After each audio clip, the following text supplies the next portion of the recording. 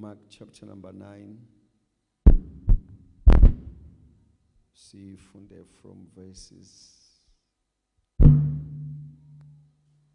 nenzanda apha.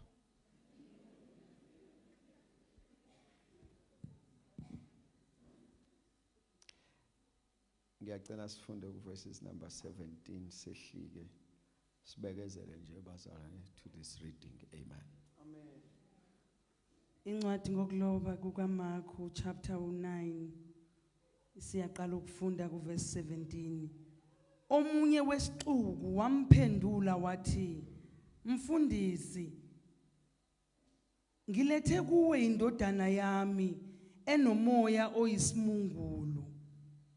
Kuthi lapho eyibamba uyidonsela phansi, ikhihliza amagwebu, igedle amazinyo, iphele amandla.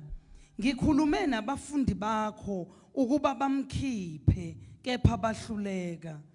Waphendula wathi, "Oh sizukulwane singakholwayo, koze kube nini nginani na? Koze kube nini nginibekezelela na? Yiletheni kimi." Bayiletha kuye, kwathi umoya embona wayihlukumeza kakhulu masinyane. Yawa phansi emhlabathini, yaziginqa ikhihliza amagwebu.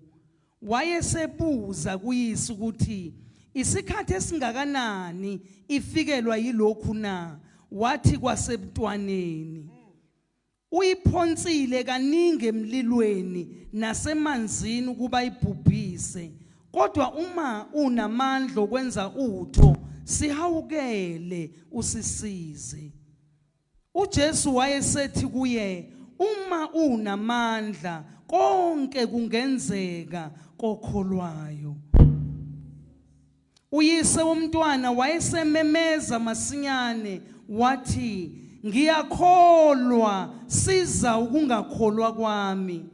uJesu esebona ukuthi isizukulwane isixuku sigijimela ndawonye, wamkhuza umoya ongcolile wathi kuye, wena moya oyisimungulu nesithulu, ngiyakuyala mina ngithi phuma kuye, ungabusangena kuye. Amen. Amen.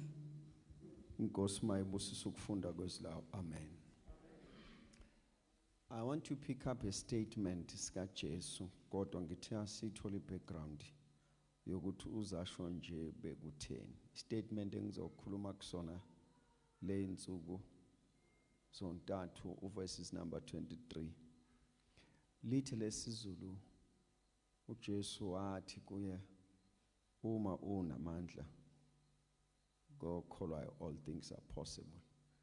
Manje ngendlela elisho ngayo lo ungasulahleke. Alishongo ngempela kanjalo. Kodwa ke sizokufunda ama translation. Uthi uJesu uthini uma ethi uma unamandla kokholwayo konke kuyenzeka. Na into ofuna uyiqaphele. Lo uma unamandla awuhlangene no okholwayo all things are possible. Uma unamandla is a question uJesu ayibuza lo baba. Othi kuyena uma unamandla sisize. Bese uJesu ebuza lo baba ukuthi uthi uma nginamandla. Bese uJesu kokholwayo all things are possible. It's just that laba sitolikelayo basisezulwini babhala ngathi sentence elilodwa awu2 from different premises. The Message translation iti, Jesus said, if there are no ifs among believers, anything can happen. Laba be Message translation bathi njengoba lo baba athi uma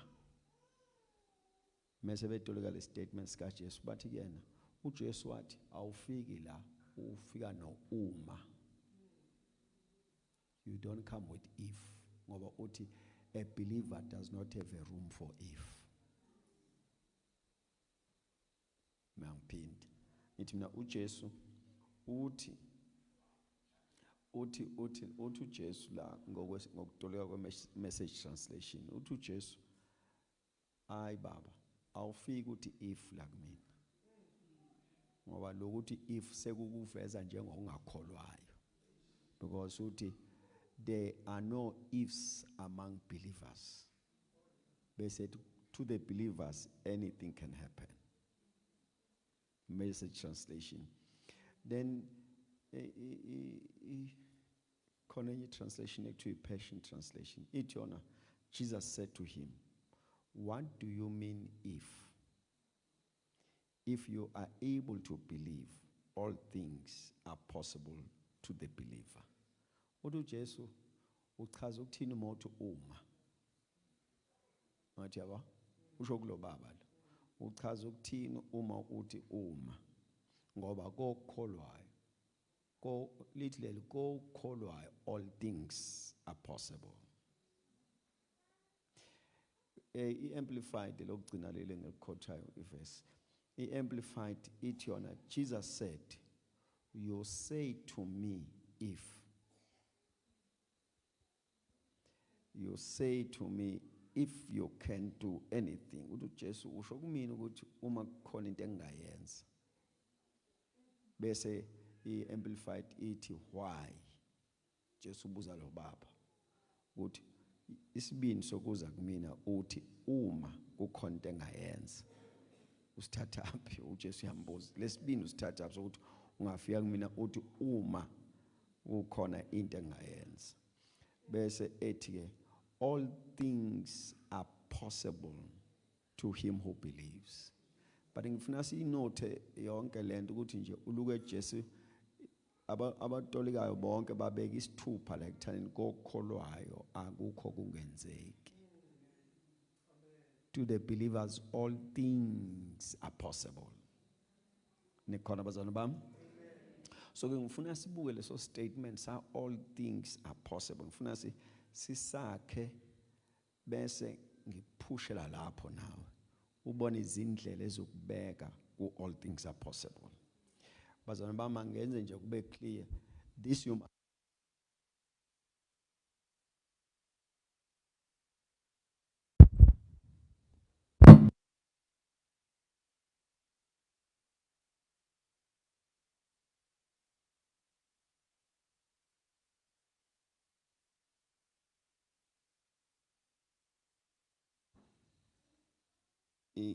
this you must know njengomntwana kaNkulunkulu. The moment wasindiswa wabumzalwane awusenayo i-neutral grounds. Is either uyakholwa noma ukholwa. Ngisho ngakuboka Jesu ayivesi sakulanda ungakholwa wasuba yikholwa noma songaphakathi there is a possibility yokuba yikholwa elingenakholwa. Angiphindi noma songaphakathi unakho ikhona une potential yokubizwa ngento ongesiyona ubizwe ngekholwa kodwa elingenalo ukholwa kufana nokubiza umuntu osobha ngesidakwa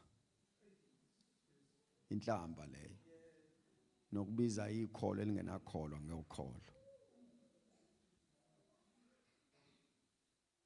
Mangiphinde bazalwa mangizushesha la ngidlule ngithi mina uma umuntu esobha umbiza ngesidakwa uyamthuka uma umuntu engenakholwa umbiza ngekholwa uyamthuka ngoba kulona igama lethu uthi siyamakholwa ukholo olunalo elukithi olubanga sibizwa ngamakholwa.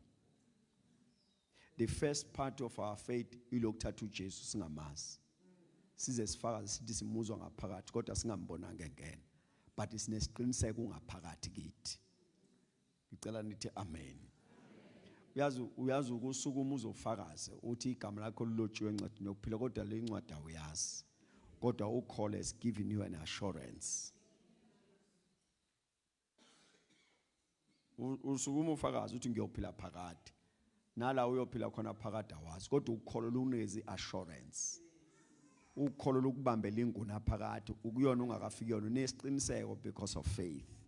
So iqala lapha indaba yakho yokukholwa but it does not end there. Now that ukholo selikunikeza inguna phakathi you are covered but kusela ukuthi usaphila la, therefore you must live. Manje ke imbhalo ithi kuwena Romans 1:17 ithi olungileyo uyophila ngokukholo. Njengoba ukholo lakulethela insindiso lakukhulula ezonweni sekufanele uphile kodwa. Manje kuzofanele uphile ngalo lolu kholo. So ke nayo into esetshenzwayo kuma usufika ngaphakathi sikhulisa ukholo lwakho ukuze ukwazi ukuphila ngalo. Amen bazalwane bami. So ke manje kusho ukuthi ke wonke umuntu unomsebenzi la ukuthi alungise ukholo lwakhe akwazi ukuphila ngalo ngoba ukuphila kolungileyo ukholo. Amen. So I'm saying when I ufuna uqapheleke la kuboka Jesu there ayikho neutral ground ekuthiwa uzo decide ukuthi uya ngalapha la ka Jesu is either usekukholweni noma ungakholwa. And ke uzobona ke ngokwama record ukungakholwa never goes without punishment. Uma nje bokamsindisi make kwavela impawu zokungakholwa, there are consequences that you suffer for that. Uma ke kwavela impawu zokukholwa, there are consequences that you deal with them. So I'm saying when awukwazi kuthiwa hayi lo usesiphakathini kaJesu akekho sesiphakathini. So much that a terrible incident I will show you in the scriptures. So much that uma bekunikeza izwi abasezulwini wa apply ingqondo yakho kulelizwe olitholile ba conclude ngawo ukuthi awukholwa. Ngoba uma bekunikeza izwi babheka uamen ayi reasoning. Mangiphinde ngiqale phansi. I'm saying the statement nisizwe kahle. See it does not suspend reasoning, but it elevates the word of the Lord through faith. So I'm saying uma nje ezulwini bekunikeza izwi babheka ukuthi amen hayi ukuthi ufuna ama possibilities ukuthi lingenzeka yini. Ngoba make waqala wa reason kulona bathi isource yale reasoning i doubt. So make waqala bakunikizwa wazama ukucabanga ngathi lingenzeka yini sebekubale njengwangakholwa. Okay, let's go to the text. The records of Luke chapter number 1. Ithi ingelosi yafika yathi kuZakhariya, umkhuleko wakho uzwiwe, uNkulunkulu uzonikeza umntwana. And mawufunda kahle amavesi lapho, athi uZakhariya wathi, sengimdala kangaka, nonkosikazi wami esemdala kangaka, sizoba nomntwana. When you listen to the statement akaphiki. But uapply ingqondo yakhe to figure out possibilities of this. Ukuthi into ungabemazi usho ukuthi uthi izoba njani lento. Ezulwini base be conclude the next verse, I think verse 20. Ithi ngelosi, because you did not believe me, ngeke usakhuluma azazala umntwana. Lokuvalwa komlomo kwaZakhariya uvalela ukuthi unikezwa izwi uThixo kulelizwe ufuna ukuapply ingqondo yakhe. Kanti bebebheka ukuthi uzofaka ukholo kulelizwe. Wathi uNkulunkulu, now that you are not putting faith to this word, instead you are applying your reasoning. Ake sesithi wena ukungakholwa. Ingelosi isho clean it, because you did not believe, you shall be dumb until the child is born. So the whole issue la bazana engizama ukuthi establish ukuthi nqaba ukutholakala usesiphakathini ngoba bazokududulela engakholweni. So when the Lord manje kuyizwi lenkosi rezina so uthe amen. Because uNkulunkulu njobe kunikeza izwi ubheke your first response ukuthi ithini kulelizwi lakhe. Ngamamaza akafuna ukuthi akunikeze izwi wena bose ucabanga ukuthi kanjani ufuna nje ulithathe. And bazana bama ukumlingo in taking God's word. Ngizaniluleka namhlanje kahle. Umlinga ukho lelizwi kaNkulunkulu ulithatha as simple as taking the word of the usher. I-usher livele lathi kuwena hlala la wahlala ngithi. Isihlalo ohlezi kusona uzange usicheck. Ukholwa amazwi e-usher wahlala. Yangazi noma nayizwa yona. Ngithi nje ubuhlenze ehlalweni nje amazwi e-usher akuhlalise lapho. Wavele wakholwa awubhekanga ukuthi isihlalo sizokwazi ukungiphatha asiphukile yini asushibile kanye uvele wahlala. So ke manje kuthiwa le nto nje ebange ukuthi uthathe lamazwe ashe njengoba enjalo ungaquestion ungacabanga lutho ungabe na second thought is the same thing you must do through the word of the Lord. So that uNkulunkulu mayithi kuwena mayithi uNkulunkulu ngiyakuphakamisa ungathi kanjani uzibona uphakama. That's what we call faith, because uNkulunkulu akasho bese ufuna imethod usho ukholo ilokho akushilo. So ke ngifuna sisebenze lokho ukuthi thina njengabantwana baNkulunkulu abavumela uJesu as our Lord and Savior ufuna sazi ukuthi enye yezinto esibhekene naye ufuna sakhe kuyona ukuthi sikhiqize ukholo. Lolu kholo iproof yalo kuzoba ukuphila ngalo. Mangithi ukuphila ngalo ukholo ngisho ukuthi asizulukhumbula ukholo ngoba sinenkinga. Asizukhumbula ukholo ngoba kunento efuna siyithandazele. Asizukhumbula ukholo ngoba khona ubunzima phakathi kwethu. Siphila ngalo. Ngamamazi ukholwa is our identity, umbala wethu. Indlela esiphila ngayo. And ke lento mangisho ngenzela ukuthi uyizwe kahle. Lento ukuthi siphila ngalo ukholo. Ukholo lalo ukhona libonakala ngemphumela njengemali. Angiphinde ukholo lalo ukhona luziprova ngemphumela. Lunjengemali. La khona imali asibuzani siyabona kunemali la. Umuntu umeka waba nemali sonke siyambona lo unemali. Usheshe umbona unemali. Nikhona bazalwane bami. I'm saying ukholo nje meke laba ngaphakathi kuwena, the proof of your faith is the result into your life. Imphumela onayo ikhomba ukholo nalo. So masibuka wena siyabona no uyakholwa lo. Kuthiwe yini kuthiwa nansi imphumela. Because your result tells of your faith. So that is why you must grow your faith until you have result beyond all measures and imaginations.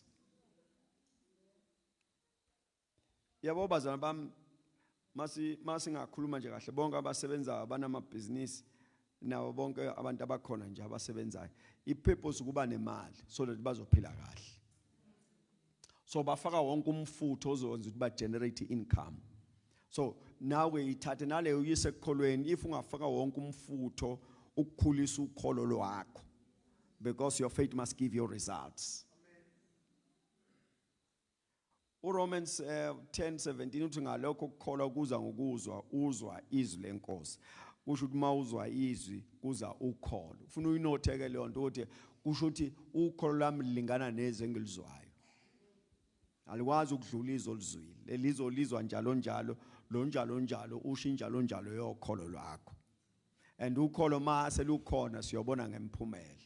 Ukholo luza ngokuzwa uzwe izwi lenkosi. Mawuzwa izwi lenkosi imphumela iyona because ukholo liyanqaba ukuba khona bese lilingana nazo zonke into ezikhona. When faith is functional, ukholo seligcwele ukholo lufuna ukuprove ukuthi sengikhona.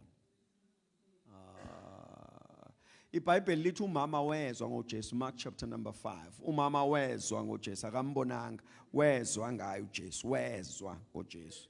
Bese kuthiwa wayesethi kuye mangibona uJesu ngathinta umphetho wengubo yakhe ngizophila. Wanyonyoba emva kaJesu wamthinta uJesu waphila. uJesu wathi ubani ongithintile? Umama wavela. Uma evela uJesu uthi uJesu ukukholwa kwakho. Mayilokhu ukholwa kuvelephi ngesikhathi ezwa ngoJesu kwanda ukholwe. iPassion Translation ayithi wezwa ngoJesu kuphela, ithi wezwa ngamandla aphilisayo kaJesu. Wathi kubeza ukuthi uJesu uyaphilisa kwagcwala ukholo. Lwanendlela wagcala ukholo lathi uma uJesu enje uqhubeka kanjani ube nje. This is uzokwazi kanje ukuthi ukholo seluluningi on that side uma uzwa njalo njalo ukuzwa njalo njalo bese luthi ukholo mase luluningi selibona selingabhekana nalento obhekene ngayo bese likhuluma ukholo ukuthi awukwazi ukuqhubeka kunje uJesu nje. Lwathi lwanda ukholo. Umama lo bazane bamnifunde kahle iBhayibheli akezwanga ngoJesu ekuseni uJesu wafika emini. It was a process of hearing about Christ, a process of waiting for Christ to come. bazalwane bami uJesu njengoba kusho ukuthi ke ilanga nelanga kunabantu abebethembekile ukuxoxela lo mama imgilingwane kaJesu imhlola kaJesu ukuthi uJesu senze inqaba la kuthiwa yinto ayo uyamkhumbula lo muntu walaphana uJesu uzivele wafika wathi wavuleka amehlo ayo mama mangale kuthiwa hayi wathi umyencaneke lokho usevusile uLazaro ngala athi umnyabo kanjani athi umyancaneke lokho uvula amehlo empumputhe ngala lukezwa ezwa umama njengoba ezwa her level of faith was growing lathi kuba ukholo lwakhe lube liningi lwasiluthi ukholo kambe yini eyinkinga le ekhaya ukholo lwathi yini lathi ukholo kulo mama uxakwe yini wathi umama nginomopho for 12 years lathi ukholo sesilingana nawo ke leyo ndaba asiye kuJesu. So that when your faith grows uzobona ngoba manje nje lakhula lifuna lento efanele lihambe kuwena uma ukholo like lakhula kuwena lalelani bantwana basekhaya mina ngakhula sixakekile ekhaya ngeke ngixoxele sonke isitori sibhlungu ngakhula sixakekile ekhaya kodwa at the continuous hearing of the word ngizwa abantu bekhuluma ngoNkulunkulu ophumelelisayo ngizwa bekhuluma ngoNkulunkulu okukhululayo ngizwa bekhuluma ngoNkulunkulu omothi mawunikela akubusise ngizwa bekhuluma ngezwe into eningi ngobuhle bukaNkulunkulu lwane lagcwala ukholo ngazibuza ukuthi ngingaqhubeka ngihlupheke nje usimakade ngaqhubeka ngixakeke nje usimakade manje njalo mangilizwa lelizwe ukholo lami liyaphakama liyanqaba that I stay in the same level. Improve your call on your side izobonakala ngemiphumela ezandleni. Manje lo ukholo lincike ekuthaneni uzwe njalo njalo hey ngiyacela uzwe njalo njalo izwi lenkosi ngoba imbewu yokholo yizwi umizwi lingafikanga ukhola lokho ukholo lwakho lonke lincike ekuzweni izwi mawuzwa izwi liyakhula ukholo bazona bami bonke abantu abahlali beshunyezwa ngokuhlupheka akekho noyedwa yoceba lapho ngoba the moment uzwa ngento it becomes real. Mangiphinde bazona bami mawuzwa njalo ngento iyajike kube namazwi ibe yireality. That's what we call faith. Angiphinde mawuzwa njalo ngento lokho uzwa njalo ngayo iyajike kube into indaba exoxwayo it becomes your reality. Manje uma uzwa njalo ngokuhlupheka uzwa njalo ngokuhlupheka ngiyaqinisekisa uyofela ekuhluphekeni ezandleni zakho njengekholo uphethe imphumela yokholo lwakho lo kholo lwakho liphuma kulokho kade ukuzwa. Mina bengakululeka namhlanje ngichoose what you hear. Wangiphinde isiluleko sami nje siclean namhlanje angathi ungakhetha ukuthi ulalelane for the sake of your faith. Kuzwa ukuthi ufuna ukuba njani enye into engahlupha ukuthi awuzazi ufuna ukuba njani. Angazi noma ngena libona ni verse Ephesians chapter number 3 verse 20 lithi he is able to do exceedingly abundantly above all bese lisho kanje what you could think or ask amayemati what you could imagine or ask kuthiwa mayezokwenzela ubheka wena akafiki nokwakhe bese azobheka ukuthi what are you imagining ubheka ukuthi what are you imagining nokuthi ucelana bese kwenzela akwenzele kulokho okucelana nalokho okucabangayo manje kufuna uzifite ngezi so that lizokunika ipicture yokuthi liyini icebo likaNkulunkulu ngempilo yakho ngesikhathi ubona lesithombe ukholo lolo because ukholo converts words into reality. My bongos now bazana bami asisebenzeni was just working out something there ukuthi lokuzwa kwethi izwi akufanele silizwele amamakhi was into esuke ihluphe ngathi nabazana ukukrema intshumayelo sikreme namavesi sijike singafani nakho okubili. You miss that one. Into esuke ihluphe ngathi thina abantu abazalwane ukukrema amavesi sikreme neintshumayelo kodwa sigcine singafananga nakho kokubili. And ukholo, it's a tool that causes you to become what has been declared into your life. Ukholo ilona lwenza ufane nalokho kushiwo kuwena. Ngamanye amazwi ukholo closes the gap. Ukholo bazalwane lufuna wena neBhayibheli lifane.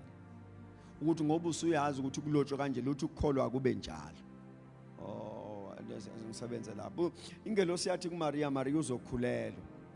Wathi uMaria ngizokhulelwa kanjani indoda ingekho? Yathi ingelosi uma kaNkulunkulu uzohlela kuwena. And the holy thing shall be in you. Notice statement Samaria. Makube kimi njengokusho kwamazwi akho. Akusibona ukrema lokho, akusiyona imemory.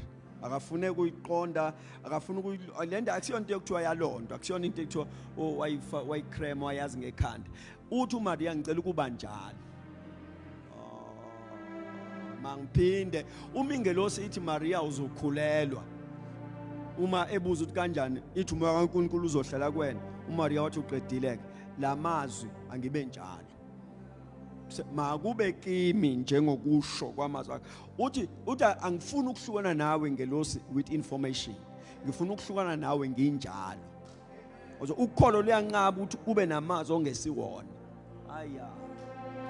Ngiyaphinda ngithi ukukholo liyanqaba ukuthi kube namazwi wena ongesiwona.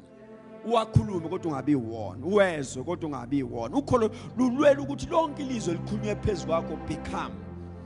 Manje i-challenge esinayo uma ukholo lungekho ayikho i-utterance ethi makube kimi njengokusho kwamazwi akho.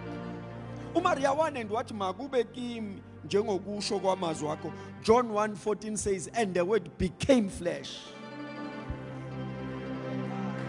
Izwi laseliba inyama. Ngamanye amazwi lelizwi liza liyizwi kodwa line becoming ability. Uma nje likeleza kuwena izwi alize lithulazi, lileze lithube njalo. Mangiphinde umizwi likeleza kuwe alize likuthulazi, lize lithube njalo. The expectation ukuthi emva kokuthi sekukhulunywa uzoba njalo. Ngicela nithi amen bazalwane bami. Now uma lethu ungayikholwa Isaiah 55 will say to you linjalo izwi lami kusho uNkulunkulu uthi maliphuma emlomeni wami alibuyele emuva lilambatha. Kusho ukuthi maka nje laphuma sebebheka ukuthi la liyakhona liyokwenza umsebenzi. Athi lelizwi not only uthi alibuyele lilambatha uthi lelizwi it accomplishes, liyafeza. Bese ethi lelizwi liyaphumelela kona konke lelizwi leli. Kusho make bathumela izwi ukholo luyabona ukuthi akusimlolozelo, akusi statement. Kodwa uNkulunkulu uyangenza ke manje ngizofana nalokho akushoyo. Because makuzwa izwi luthi ukholo it shall not return void. Makuzwa izwi luthi ukholo it shall accomplish. Makuzwa izwi luthi ukholo it shall prosper. Ukholo ezwini libona ipossibilities. Ukholo emazwini libona uNkulunkulu enza. Genesis 1 will say in the beginning God said. Wehle namavesi God said and it was so. God said and it was so. Verses number 31 and God saw everything that he has made. Akusashi uthi saw everything that he said. Uma ke washo. Make washo indaba yakhe guarantee ukuthi kuzoba njalo. So uma ashilo umlanda awusena wait. Oh Lord. Uma kukhona ukholo ukholo like lahlangana nokusho kwakhe. Umlando wento obhekene nayo awusena wait. Yonke into yaziyo nento watshelana ukuthi lento yaqala kanjani yavela kubani yaba nobani ayisasebenzi. Ukholo override everything. Indoda beyina 38 years ihleze echibini. 38 years. Ingakazi inyakazi, ingakazi ihlezi la echibini. uJesu wafika kuyona yafuna ukusinda. Ithi indoda nginamuntu. Wathi uJesu sukuma uthatha uhlaka uhamba. Lalela la kuphilwa ngophonseka echibini. Kodwa mhla uJesu efika la wafika kunendoda ekholiwe. Yangamsayifuni system yala. Yayi override yathatha lamazwi. Yathi lamazwi adlula umuntu, adlula ingelosi, adlula iqhinga.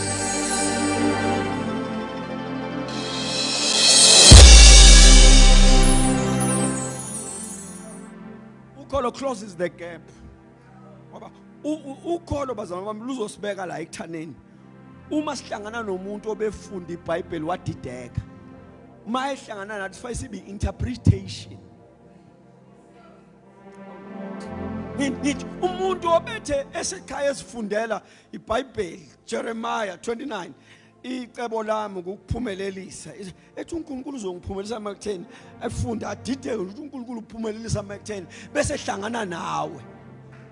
Ahlangana nawe uyazi ukuthi uzalwa kabani, uyazi wafunda ahlangane nawe uyakwazi ukhulele phi, ahlangane nawe athi mekubuka athi angathi lento ebhalwe lapha ya iyona lesengiyibona, because ukholo has given you his word, your reality. Na into esiyilwelayo bantwana basekhaya ukuthi lolu kholo licaphune lamazwi bese lisenza siba njalo. Funa umuntu mayididwa iBhayibheli abheke thina, oh Lord, abheke thina athi hayi noliqinisile iBhayibheli nangu usibani bani. Athi leli verse leli bengithi ngididekile kodwa nangu usibani bani uyiTestament ubufakazi. Ukholo luzoliyanqaba ukuthi uwacreme wonke amavesi kodwa ungabi yiwona. Uwazi uzuwashumayele kodwa ungabi yiwona. Ngizosha into strong manje nipass up. Ukholo alifuni isifane nofazi bakaJehova.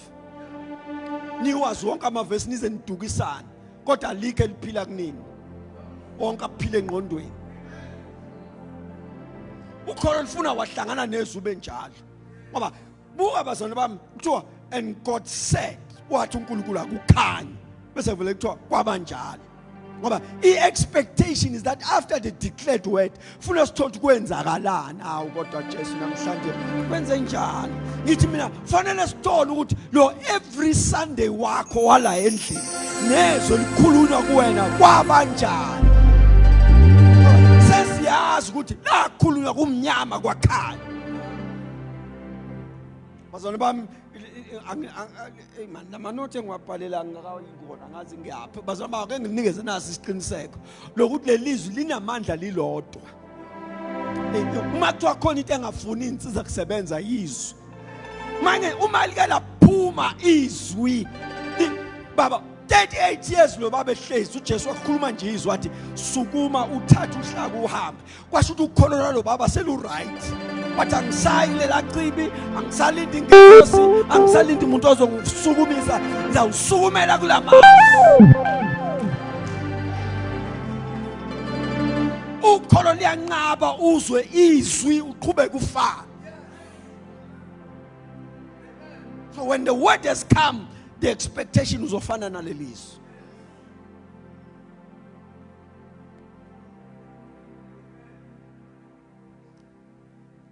Kuthiwa lela verse ngilithanda kabi. Kuthiwa uNkulunkulu wathi akukhanye bese kuthiwa kwabanjalo. Now when you read the Bible carefully, ilanga belingekho kodwa kwakhanya. Oh, ngifuna ulibuke lamandla lelizwe. Ilanga belingekho kodwa kwakhanya. And I'm going to surprise you. Kwahlwa kwasa. Kwa ilanga lesibili, second day, kwakhanya. Ilanga belingekho. Kwahlwa kwasa. Kwa ilanga lesithathu, kwakhanya. Ilanga lingekho. Kwahlwa kwasa. Kwa ilanga lesine, kwa ikhathi kudalwa ilanga nenyanga neziganyezi. Hamba ufunda iBhayibheli. Umhlaba awukhanyiswa ilanga.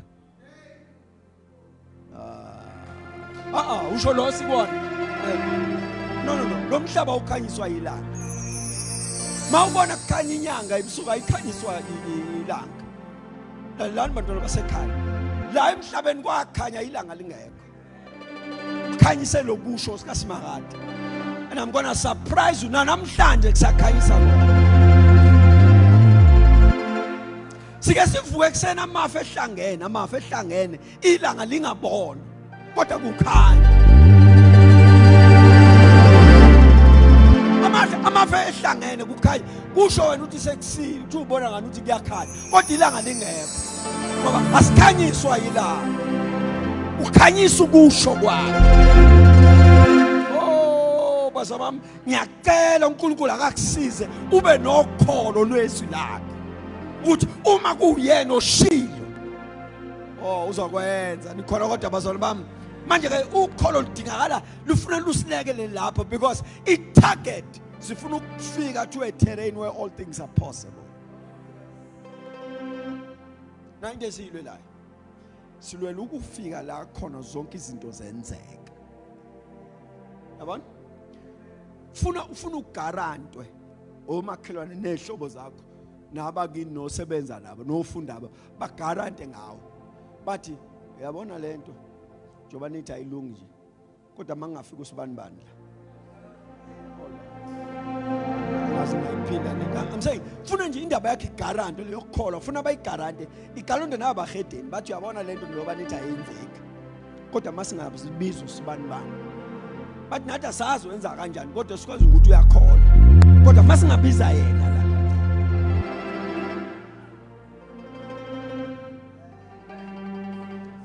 My bonkos, the challenge we have, believers, the challenge we have, Tina McCall, we are confusing faith and worship. We have concluded siyama call ngokhonza hayi ngokholo.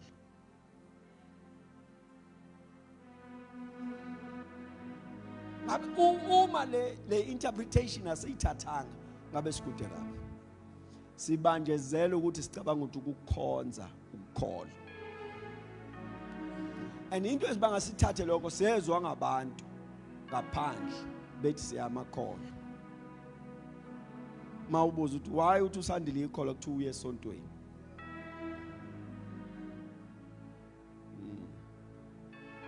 Mangiphinde. Into iphutha esilenzile thina ukuthatha into eshiwa abantu ngathi. Bathi laba bangaphandle siyakholwa. Mawubuza ukuthi why nithi uyakholwa usandile but uye enkonzweni. Makushoniwe la uyena ophatha uhlelo endaweni. Why nithi uyakholwa lo ntombazana avecula. Uyena ucula la manginemsebenzi endaweni.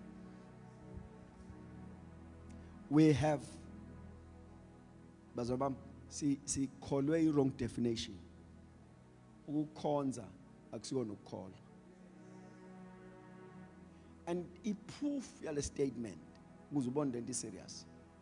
Noma bazi ukuthi uyakholwa kodwa abawucela umthandazo kuwena. Because ukukhonza akulona ukukholwa. Uma bezocela umthandazo nasi isizathu sisodwa bazocela based on the results you have. Manje result does not come from worship but from faith. Yabona? Manje kini baxakeka basibadunyele bahlale phansi babuzana thiwani mase kunje abakaze bathi thandaza. Because you have average result like them. Ubopheke njengabo, ukhala njengabo, uxakeke njengabo, uvimbeka njengabo. So to them nonke niyazama impilo. Nalokukhonza kwakho ukuzama. Until you have results. Abazovumelana bebodwa bathi ayikona siyayizama lento yethu kodwa hayi manje.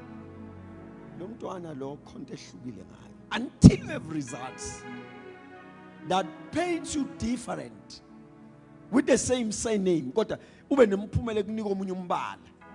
Ukhona la esigodini sangakini kodwa ube nemphumela ekunika umbala okodwa abasana baba.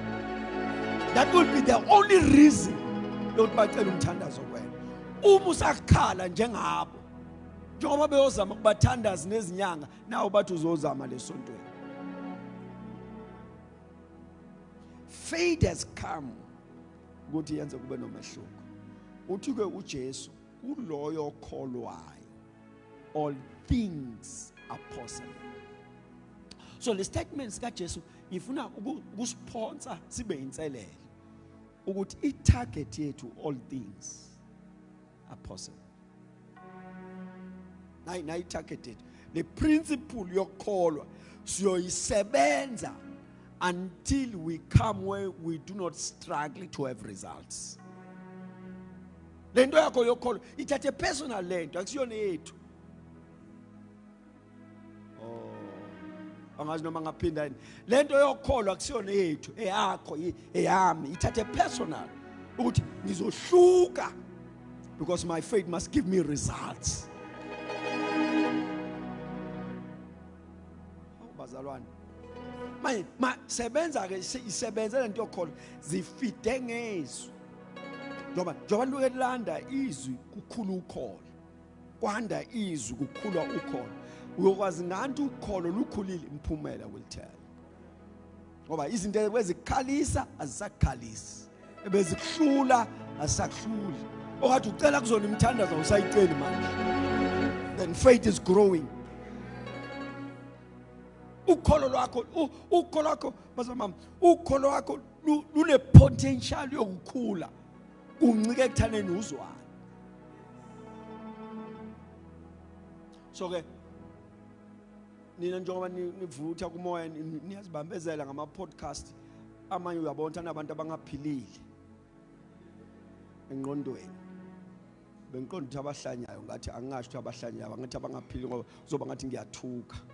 Kodwa ngisho kona. Yabona? Uthola umzalwane nje sonke isikhathi sakhe. Ubhekene nomuntu onebipolar, ubhizi uthi umoya. You can't feed yourself from things that are unscriptural and expect the result of your faith to grow.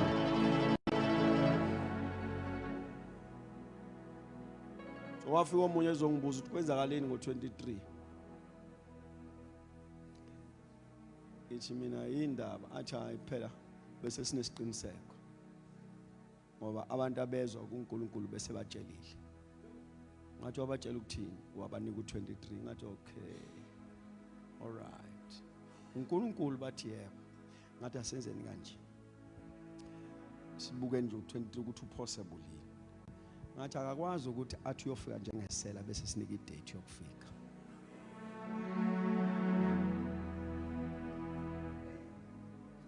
Alikisele lithi kusasa uqaphele. Akulona isela lelo.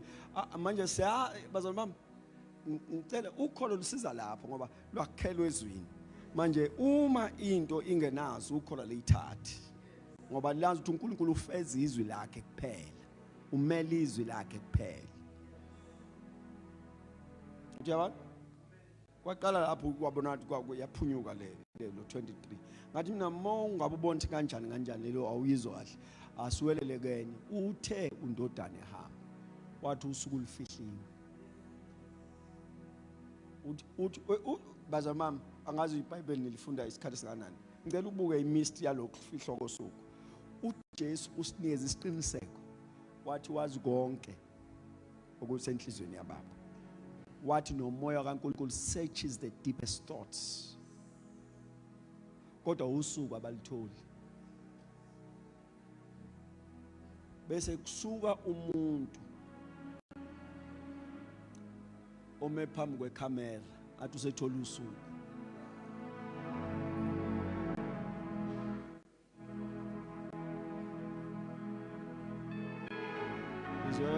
Izo abanye bathi futhi ngoba lento ngiyakusiza nje angazi namhlanje isithunywa sami sigunquza ngakwezinye indawo. Ngiyakusiza nje ngoba ngizwa abanye kuthiwa leshisa certificate namachance ezemfundo. Makubuza kuthiwa uJesu ayifunda ngoJesu uyabuya. It's not new. Check incwadi yamaThesalonika. Incwadi yamaThesalonika iaddressa izila abazwana babenayo ngokubuya kwaJesu. Bayeka yonke into. Bathe sebeyeke yonke into. Waqala abanye bagula, abanye bafa, abanye sebe discouraged. Then Paul writes to them to encourage them. Uthi hayi uJesu uzobuya yena kodwa impilo ayiqhubeke.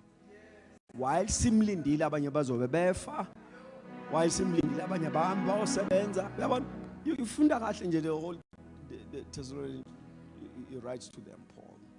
So if you are a believer, iBhayibheli uvele awulifundi uyoduka nezilimi. Zobe futhi ngaqali ngawo baningi beduka.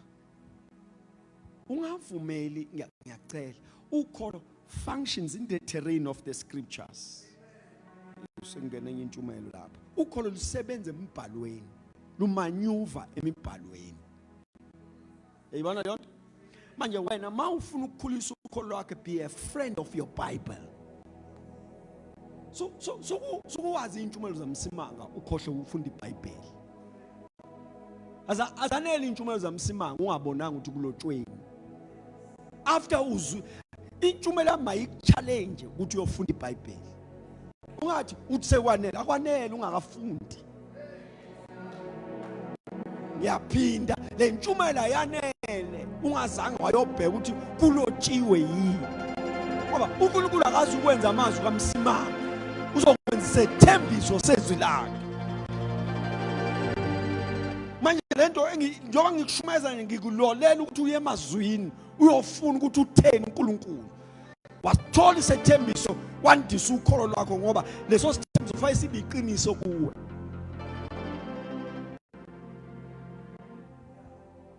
Qaphela akulungile ukuphatha iBhayibheli ongafani nalo.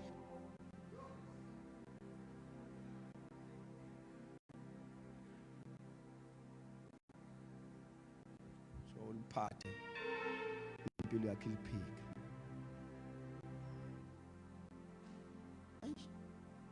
Mawuphinde uliphathe kodwa impilo yakhe iliphike. Ulazi kodwa impilo yakhe iliphike. Ngoba imiphumela onayo ayifani nalokho kulotshiwe. Manje awuvela ube nakho, uthathwa ukholo. Hey,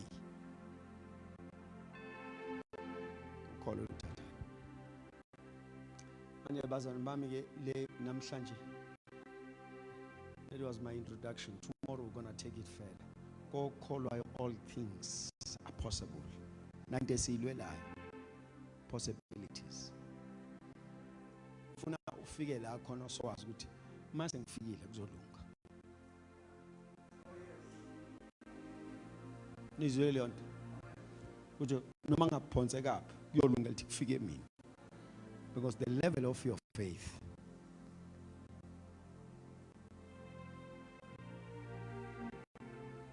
ukholo lwanda kwenu ufana nomuntu onemali. Uthi makuthiwa khonto enziwayo egcekeni olobe nizibile nje.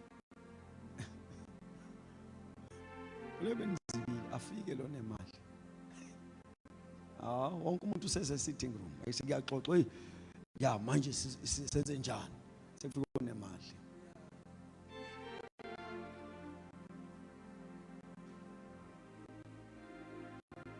Grow your faith. Life will be easy. Khulisa ukholo. Akusima demon ngiyanazi nina nithanda deliverance. Nazi ukuthi khona ama generation curse nama demon anganginga nayo leyo nto. Ikhona nayo into esizayo ukwandisa ukholo. Because the more you believe, it's a terrain of possibilities. Mina ngisazibona ngibambeke empilweni because of the level of my faith. Ngisebenza ukholo. Akusi ngiyashumayela nje kuphela. Mangehlike epulpit ngelalela abanye bashumayela, ngilalela iBhayibheli. Ngoba nami ukholo wami kufanele uze longibambele lokhu isibongo sami simanga esingazange sakubamba.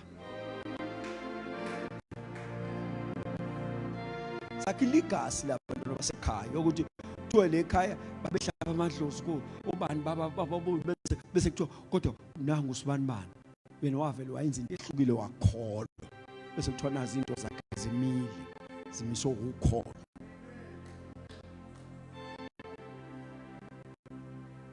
If I live with that challenge, masikholwa lapha somona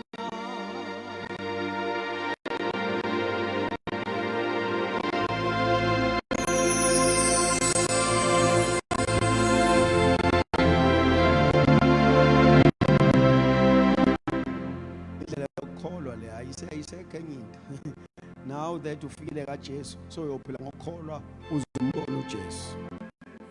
Manje sebenza indlela yokuphila yakuboka Jesu, indlela yokuphila yakuboka Jesu ukholwa. Praise the Lord. So that was class number 1. We'll continue tomorrow. God bless you.